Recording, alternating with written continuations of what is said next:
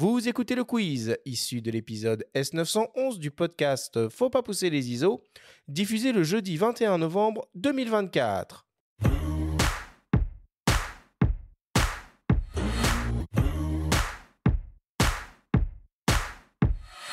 Denis, le principe du quiz est très simple. On a reçu des questions de la part de nos auditeurs qu'ils t'ont posées via notre compte Instagram.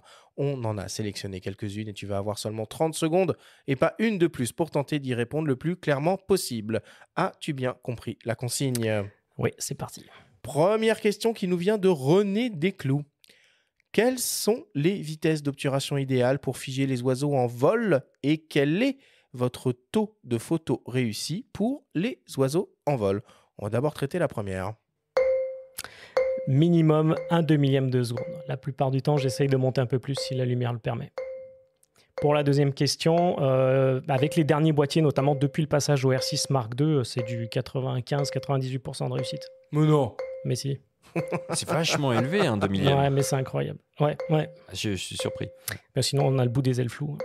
Et quand on voit là, les vitesses d'obturation de mammouth là, qu'on obtient maintenant avec les obturateurs électroniques, Ouais. 1/32 millième de seconde, ça a un intérêt là où on est dans le... Faudrait que j'essaye pour voir. Après, je pense que ça a de l'intérêt dans les sports, notamment. Je pense que le tennis, des choses comme ça, ou le golf. En photo animalière, probablement, mais pas sur des sujets qui doivent être très communs, je pense, à tester. Ok. Deuxième question très précise qui nous vient de Mabertom. Comment photographier l'élagnon blanc qui arrive dans le nord de la France ? Alors pour ça, il faut se rapprocher de la LPO s'ils veulent bien, parce que le principal, c'est de savoir où sont les élagnons et où ils nichent. Bien entendu, il ne faut absolument pas aller photographier les oiseaux au nid, mais par contre, l'avoir sur ces zones de chasse, ça c'est un oiseau qui se perche sur des arbres morts, des poteaux, donc c'est assez facile à repérer. Et quand tu dis se rapprocher de la LPO, on fait comment concrètement ? Tu leur écris un mail Je sais pas, il faut essayer, mais ils sont pas très ouverts sur le partage des données, donc ça risque de pas être facile. Mais c'est un truc de ouf, du coup, le fait que cet oiseau-là arrive dans le nord de la France, c'est remarquable ou... Ouais, l'élagnon blanc, en fait, c'est un petit rapace qui est magnifique, qui est blanc, gris, noir, qui a des yeux rouges vifs et qui habituellement vit plutôt donc, dans le sud, pourtour méditerranéen, Espagne. Et ça fait quelques années qu'il monte. Et moi, j'en ai vu du côté de Bordeaux, j'en ai vu du côté de Lyon aussi. Et là, oui, il arrive dans le nord de la France, sûrement en raison du changement climatique, du réchauffement. Très bien. Troisième question qui nous vient de notre préféré, Monsieur Sanders. Est-ce que l'on peut imaginer voir arriver la technologie d'identification des animaux de la X-Visio directement sur les boîtiers ? Alors, techniquement, je pense que c'est largement possible. Après, est-ce que ça aura de l'intérêt pour un constructeur de l'intégrer ? Ça, je ne sais pas. J'en suis pas sûr. Sauf à faire une édition vraiment spéciale Monty-Ander ou spéciale Medigout, mais Ouais, effectivement, stylé. on peut en douter.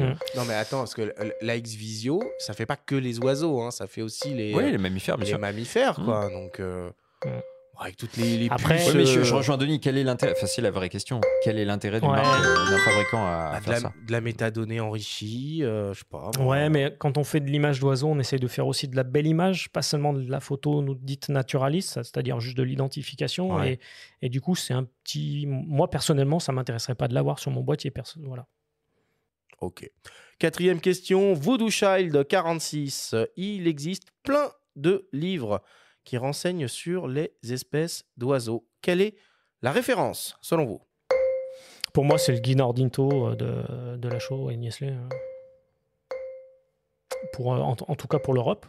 Après, dans chaque pays où